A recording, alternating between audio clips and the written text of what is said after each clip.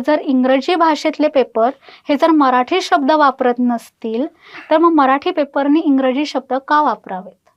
आता core committee हा आपण युजुअली वापरतो, सर्वसाधारणपणे हा शब्द आपण वापरतो.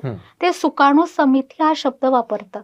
खूप म्हणजे बेसिक शब्द ही आहे. कुठेतरी सुरुवात व्हायला हवी ना. आपण मराठी जर जास्त बोललो, मराठी भाषा, तरच ही गोष्ट कळणार आहे.